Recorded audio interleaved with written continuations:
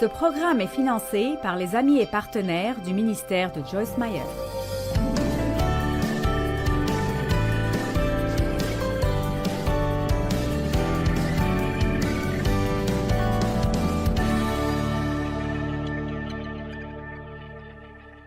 Seule la patience et rien d'autre nous permet de jouir du moment présent que nous avons.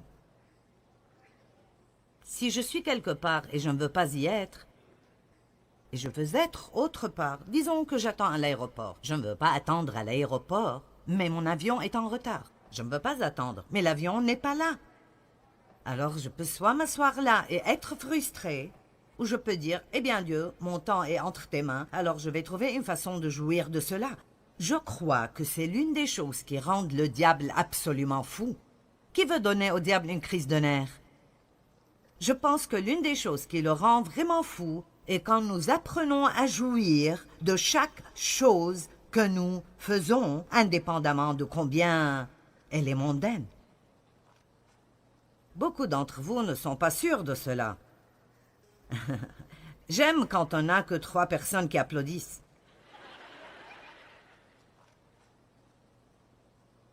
Vous savez, Dieu ne veut pas que nous jouissions seulement des vendredis et des vacances et des fêtes et de quand nous pouvons acheter ce que nous voulons. Il veut que nous jouissions de chaque petit moment solitaire qu'il nous donne, chaque moment, parce que le plus grand don que Dieu nous donne est le moment présent que nous avons. Le moment présent que nous avons. Alors je veux vous demander de, pas maintenant alors que je parle, mais plus tard, aujourd'hui ou dans les 2 jours suivants, prenez le temps d'être vraiment honnête envers vous-même et demandez-vous, de combien de ma vie est-ce que je jouis vraiment?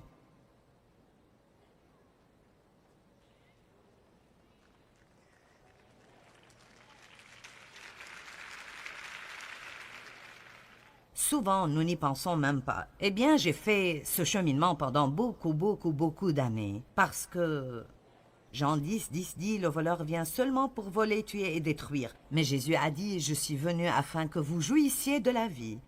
Une vie abondante, pleine jusqu'à ce qu'elle déborde. Alors, même si Jésus est mort, d'abord, pour notre salut, il est mort aussi pour que nous puissions jouir de tout moment en particulier dans nos vies. Pas juste quelques moments ici et là, mais chaque moment en particulier dans nos vies. Je crois que l'une des plus grandes tragédies de nos vies est de ne pas jouir de chaque moment que Dieu nous a donné. J'ai écrit un livre intitulé « Jouir alors que vous cheminez ». Mon Dieu! Quand je pense à mon ministère même, il y a tellement de cela dont je n'ai pas joui, parce que j'étais si désireuse d'essayer de le faire grandir. J'étais dans une réunion beaucoup plus petite que celle-ci. Il y avait peut-être 400 personnes là-bas, et il y avait beaucoup de leaders. Et j'ai pensé, eh bien, je prierai pour tous ceux qui ne se réjouissent pas dans le ministère. Et alors j'ai dit, je voudrais offrir de prier pour toutes personne qui est dans le ministère qui peuvent dire qu'ils ne jouissent pas du ministère. Et je ne pouvais pas le croire. Il y avait littéralement des centaines de personnes dans le ministère appelées à faire le plus grand travail sur terre, mais elles n'en jouissent pas parce qu'ils essayent d'arriver quelque part où ils n'étaient pas. Si mon église pouvait être un peu plus grande, si je pouvais avoir un nouveau bâtiment, nous serons toujours heureux quand nous nous marions, quand l'homme que nous épousons arrête de nous dire quoi faire, quand nous aurons une plus grande maison et une gouvernante pour nettoyer, et quand la gouvernante ne nous hérite pas alors qu'elle nettoie la maison. Allons, vous me suivez? Quand nous aurons un travail différent, quand nous aurons une promotion au travail. Non, non, non, non. Si vous ne pouvez pas jouir de la vie maintenant, vous n'en jouirez jamais quand? Parce que ça ne se rapporte pas à ce qu'on fait, c'est quelque chose dans notre attitude. Je suis vraiment résolue à ce point et j'imagine que beaucoup d'entre vous le sont. Je suis vraiment résolue de glorifier Dieu dans ma vie de tous les jours. Dieu n'est pas intéressé par qui est dans ce bâtiment d'église ce matin. Ce n'est pas qu'il ne s'occupe pas de ce que vous êtes là. Il aime tout cela, mais c'est plus ce que nous faisons quand nous quittons d'ici qui intéresse Dieu que comment nous nous comportons ici. Et nous pouvons sauter et crier et applaudir dans chaque chanson que nous chantons. Mais c'est comment j'agis quand je suis dans la file de gens à l'épicerie. Comment est-ce que je me comporte si Dieu n'agit pas aussi vite?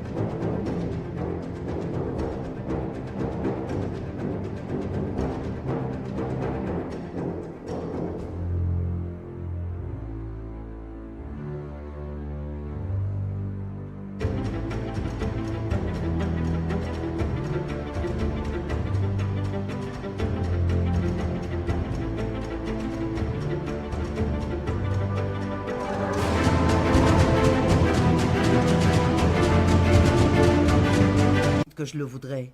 Qu'est-ce qui arrive quand j'ai quelqu'un qui travaille avec moi, qui est une personne précieuse, mais ça leur prend juste plus de temps pour apprendre et je dois leur dire encore et encore? Comment est-ce que j'agirai? Est-ce que je vais les virer parce qu'ils ne sont pas rapides ou est-ce que je ferai un investissement et je travaillerai sur eux? Est-ce que j'aurai assez de sagesse pour ne pas comparer un de mes enfants à l'autre parce que l'un d'entre eux va mieux avec ma personnalité que l'autre? Nous pouvons aimer tous nos enfants, mais ne pas les apprécier tous.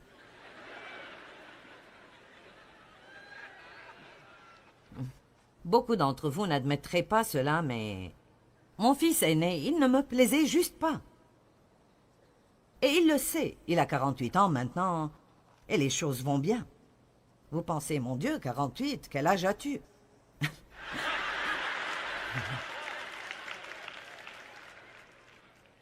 Je suis assez âgée pour savoir de quoi je parle.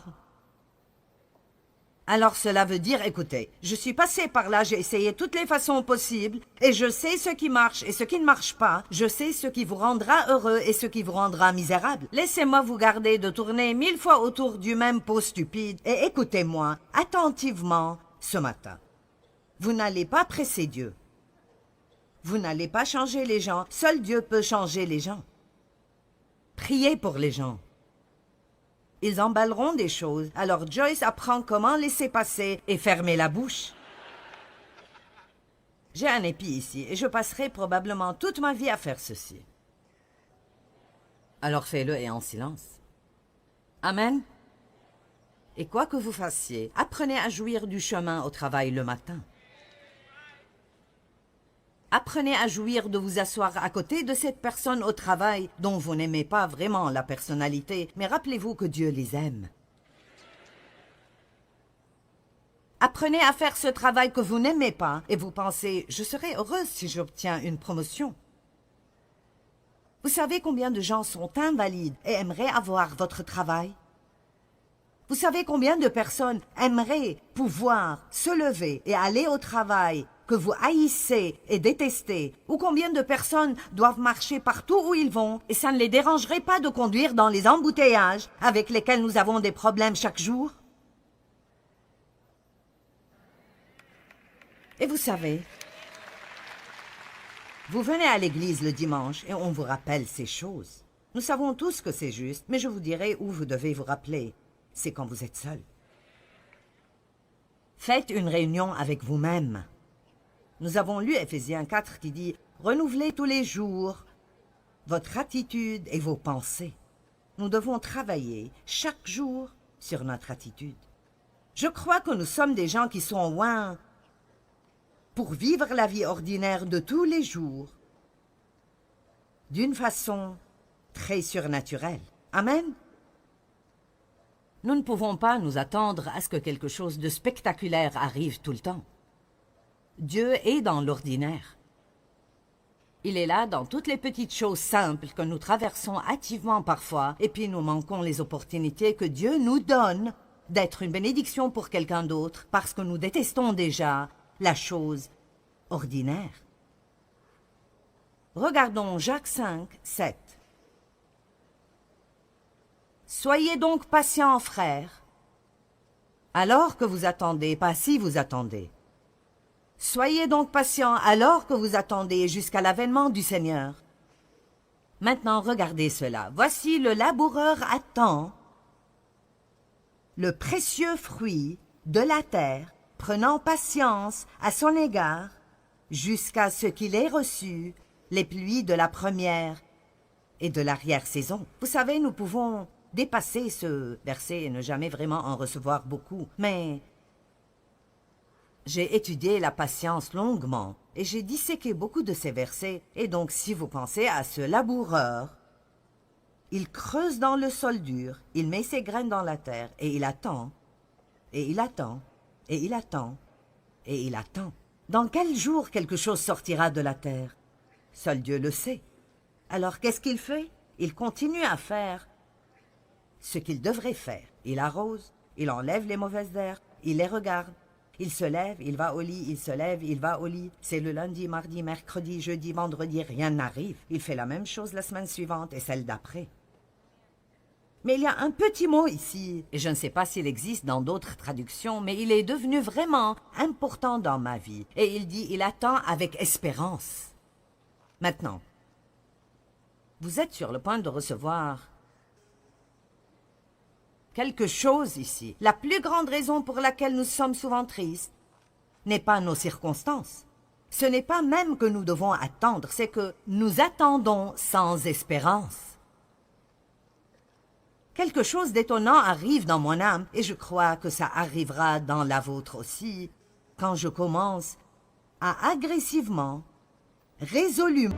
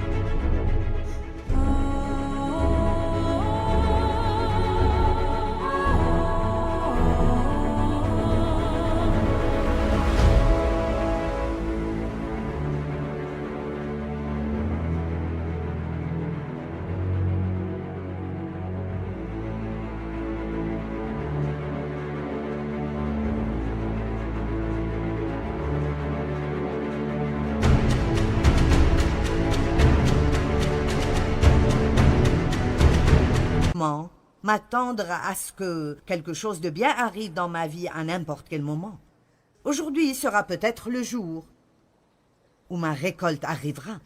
Aujourd'hui sera peut-être le jour où je verrai un changement dans mes enfants. Aujourd'hui sera peut-être le jour où je me sentirai mieux. J'ai supporté ce problème physique pendant des années, mais aujourd'hui pourrait être le jour. Le diable veut que nous soyons sans espérance. Nous avons chanté ce chant à propos de l'espérance. Être plein d'attente. Je me suis entraînée chaque matin. Quand je me lève, je ne suis pas debout. Depuis 5 minutes, maintenant c'est probablement 1 minute. Et voici ce que vous m'entendez dire. Je m'attends à ce que quelque chose de bien arrive aujourd'hui. Je m'attends à ce que quelque chose de bien arrive à travers moi aujourd'hui. Aujourd'hui, je serai forte et me sentirai bien, je serai énergétique et je serai créative. Je suis enthousiasmée au sujet d'aujourd'hui. Ce sera une bonne journée. Et je vous dis la vérité absolue. Si vous faites cela, votre corps répondra. Votre être physique répondra et vous commencerez à vous sentir mieux et la vie vous paraîtra meilleure. Je répéterai jusqu'à ce que vous le compreniez. Vous voyez, les gens passifs disent juste « Je ne sais pas. Je ne sais pas, nous verrons. » J'ai enseigné un message récemment intitulé « Est-ce que votre lève-toi est parti ?» Et Nous avons tous des moments où nous sommes fatigués de faire ce qu'on fait. Tout le monde. Vous pensez que si vous aviez un travail plus intéressant, vous ne vous fatigueriez pas? Vous pensez, oh, j'aurais aimé être Joël, j'aurais aimé être Victoria, j'aurais aimé ceci, j'aurais aimé être Joyce. Vous savez, je me fatigue de faire ce que je fais. Savez-vous ce que je pensais quand j'étais assise là? Ce n'est pas que je ne veux pas être ici, mais j'ai pensé j'aimerais être dans une réunion d'église un jour et n'avoir rien à faire.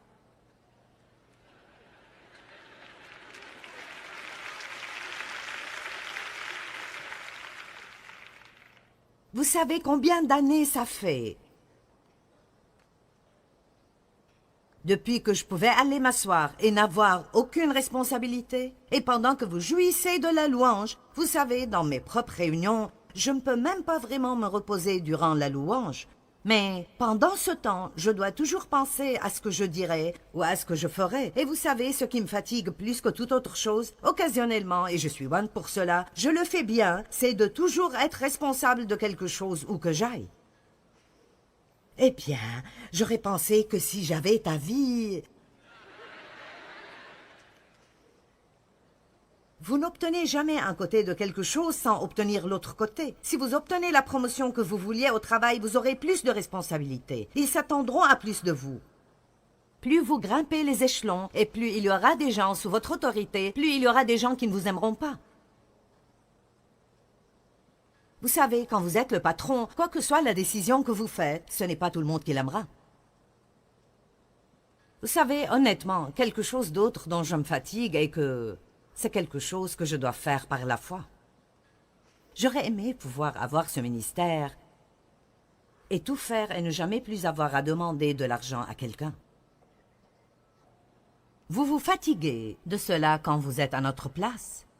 Alors laissez-moi vous le dire, quand les gens parlent des offrandes, souriez, acclamez, agissez comme si vous aimiez cela, parce que ce n'est pas facile pour nous. Allez! Allez! Je serai juste si heureuse quand mes enfants grandiront et ils partiront. Écoutez, quand ils grandissent, ils coûtent plus d'argent que quand ils étaient petits. Et puis, vous n'avez pas seulement les enfants, vous avez les gendres et les brus, et puis tous les petits-enfants, c'est comme, oh mon Dieu! Junior doit aller à l'université, et Samy doit faire ceci, et quelqu'un d'autre doit faire quelque chose d'autre, et vous savez. Alors bon. J'ai mis une pancarte à la maison. Ma maison est à l'épreuve des enfants, mais ils continuent d'entrer. J'aime mes enfants sont ma vie, mais je vous dis juste que... Vous savez, nous voulons toujours quelque chose que nous n'avons pas. Et dans le processus, nous manquons ce que nous avons. Arrêtez d'être si contrariés par ce que vous n'avez pas, que vous oubliez de jouir de ce que vous avez. Quand quelqu'un fait quelque chose de mauvais, n'oubliez pas tout ce qu'ils ont fait dans vos vies qui était bon. Et si nous commencions à vraiment célébrer ce qu'on a, au lieu d'être dérangés tout le temps par ce que nous n'avons pas? L'attente. Quand j'ai l'un de ces jours où je sens que mon lève-toi est parti, et je vous dis juste la vérité, je vous laisse entrer dans ma vie personnelle. Je me lève, je suis dans un autre hôtel. Vous savez, écoutez, j'aime ce que je fais. Je suis si reconnaissante de servir Dieu, mais j'ai une âme tout comme tout le monde. Vous pensez que Paul et sa famille ne se fatiguent jamais d'être en Afrique ou autre part pendant 3 mois? J'ai dit à Dave ce matin, je les admire vraiment de faire ceci. Je vais dans le champ de mission, mais...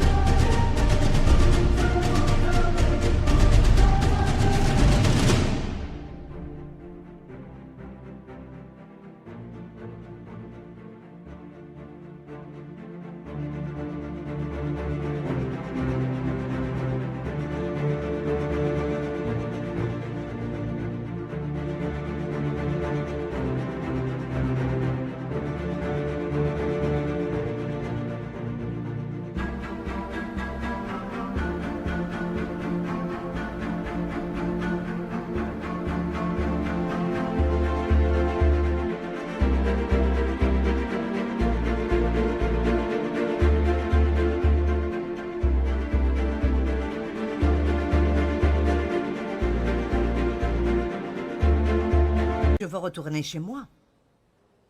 Je veux mes affaires, je veux mon café. Je veux mon eau. Vous savez. Donc, je suis comme une missionnaire à 5 étoiles. J'irai, mais...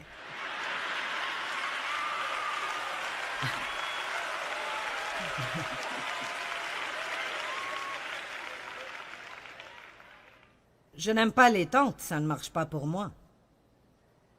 Et je suis allée à tous ces endroits où ils vont et ils vivent. Et je veux vous le dire, les gars, vous avez mon appréciation et mon respect. Amen.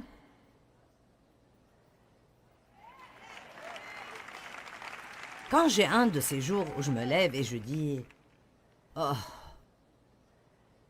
oh Jésus, Seigneur, tu sais quel âge j'ai. Oh, d'accord.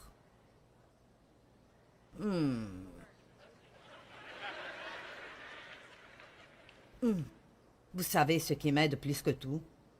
Je m'attends à ce que quelque chose de bien arrive aujourd'hui. Je m'attends à ce que Dieu apparaisse et travaille. Je m'attends à ce que quelqu'un soit guéri physiquement aujourd'hui comme je prêche la parole. Je m'attends au salut. Je m'attends à pouvoir être une bénédiction pour quelqu'un aujourd'hui. Je suis pleine d'attente. Et vous savez ce qui se passe quand je fais cela? Je commence à être excitée. Je commence à être enthousiasmée. Nous devons avoir un peu plus de feu. Qu'est-ce qui est plus beau dans une cheminée? Des cendres froides ou un feu ardent? Amen? Je crois que nous devons être plus enthousiasmés. Et la façon de faire cela est de vivre avec une attente. Maintenant, après avoir enseigné ceci il y a 2 semaines, j'ai reçu un rapport qu'une des filles au bureau retournait chez elle et elle a pensé, eh bien, je vais essayer cela. Parce qu'elle a un fils qui lui causait beaucoup de problèmes. Et elle a dit, j'ai tendance à détester aller à la maison. Vous savez que quand vous avez des problèmes à la maison, vous pouvez détester rentrer chez vous. C'est vraiment... Elle a dit, donc, alors que je conduisais, j'ai dit, je m'attends à ce que quelque chose de bien arrive ce soir avec mon fils. À son arrivée, son fils l'a regardée et lui a dit, « Maman, je veux juste que tu saches que je t'aime. » Elle a dit, « Je n'ai pas entendu cela pendant des mois et possiblement des années. » Laissez-moi vous dire, ce que nous pensons et ce que nous disons, l'attitude avec laquelle nous vivons, affecte vraiment nos circonstances. Et je ne dis pas que vous obtenez tout ce que vous voulez juste en disant « je m'attends à cela ».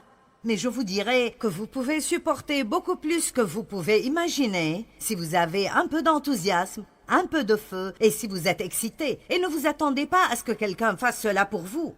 Paul a dit à Timothée, « Ranime-toi dans le Seigneur. » Vous vous ranimez vous-même. Ce que je vous ai donné ici dans les 2 dernières minutes est si précieux. Je vous le dis.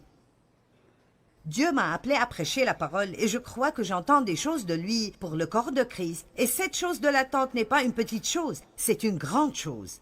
Et Dieu attend pour vous amener votre récolte. Vous devez peut-être mettre vos graines dans la terre et vous lever et aller au lit et vous lever et aller au lit et vous lever et aller au lit jusqu'à ce que vous pensiez que vous ne pouvez plus supporter. Mais si vous le faites avec de l'espérance, waouh, de bonnes choses arriveront dans votre vie. Amen. Allez, donnez gloire à Dieu. Je m'attends à ce que quelque chose de bien arrive avec moi. Et je m'attends à ce que quelque chose de bien arrive à travers moi. Écoutez, restez tous calmes pendant juste un moment. Vous êtes ici aujourd'hui. Quelqu'un vous a amené. Ou peut-être que vous êtes venu parce que vous voyez Joël à la télé et vous m'avez eu à moi au lieu de lui. Ça ne fait rien. Dieu sait ce dont vous avez besoin. Ou peut-être que vous avez su que je serais ici et vous êtes venu pour voir si je suis vraiment comme à la télé. L'essentiel est que vous êtes là. Et si aujourd'hui vous n'avez pas encore reçu Christ comme votre sauveur, vous n'avez pas à faire quoi que ce soit. Vous n'avez pas à vous justifier avant que Dieu vous prenne. Il vous veut maintenant. Il vous a amené ici aujourd'hui pour cette raison. Ceci pourrait être la meilleure décision que vous ferez dans votre vie. Tout ce que vous devez faire est de dire « Oui, je crois en Jésus et oui, je suis fatigué de vivre comme je vis. Je veux la paix, je veux la joie, je veux avoir un très bon ami. Jésus veut être votre ami. » Devenir un chrétien ne veut pas juste dire que vous recevez cette liste de 10 choses que vous devez faire qui sont toutes des choses religieuses. Ça veut dire que vous êtes invité à avoir une relation intime avec Dieu à travers Jésus-Christ et qu'il veut être impliqué dans chaque chose que vous faites. C'est magnifique, simplement magnifique, magnifique. Alors si vous n'avez pas encore reçu Christ comme votre sauveur et vous voulez prendre cet engagement aujourd'hui, ou si vous avez essayé de servir Dieu et vous êtes retombé dans le péché, levez juste la main, laissez-moi voir où vous êtes. Allez, les mains sont hautes partout dans la salle. Voyons vos mains, je vois beaucoup de mains.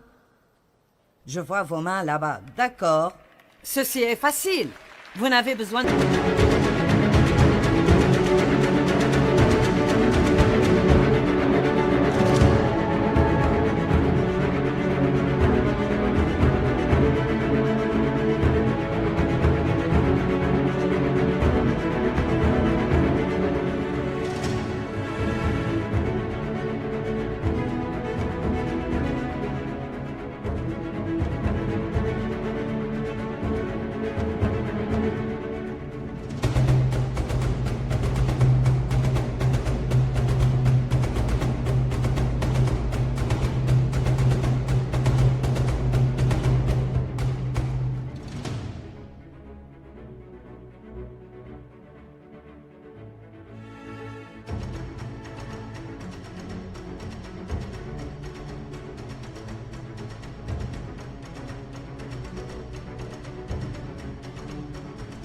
de rien faire. Vous allez obtenir quelque chose. Maintenant, je vous demanderai de faire quelque chose pour 2 raisons. 1, nous avons un livre que nous voulons vous donner. Et 2, je vous demanderai de vous lever là où vous êtes. Ceux d'entre vous qui ont levé la main. Allez, soyez courageux. Donnez un œil au beurre noir au diable. Allez, levez-vous. C'est cela. Allez, allez, allez. Allez, faites-le. Ne soyez pas embarrassés. C'est cela, faites-le. Vous pouvez le faire. Soyez audacieux. Soyez audacieux pour Jésus. Maintenant, écoutez. Levez-vous si vous décidez que vous voulez vous joindre à nous. Nous allons prier cette prière et quelque chose d'étonnant arrivera. Le livre de la vie est ouvert et vous êtes sur le point d'avoir votre nom écrit dedans. Tous vos péchés seront pardonnés. Que tout le monde prie cette prière avec eux, s'il vous plaît. Haut et fort pour qu'ils se sentent à l'aise. Dieu, mon Père, je t'aime. Jésus, je crois en toi. Tu es mort pour moi. Tu as été ressuscité d'entre les morts. Tu as pris le châtiment que je méritais. Tu as payé pour mes péchés. Je suis désolé pour la façon dont j'ai vécu. Mais aujourd'hui, je me retourne et je vais dans une autre direction. Je me détourne du péché et je me tourne vers toi. Jésus, je te reçois. Viens et vis en moi. Tu es mon sauveur et je suis ton enfant. Prends-moi tel que je suis. Maintenant, fais de moi ce que tu veux que je sois. Merci. Je suis sauvé. Je suis aimé. Et je suis en chemin vers le ciel. Allez, donnez gloire à Dieu ce matin. Amen.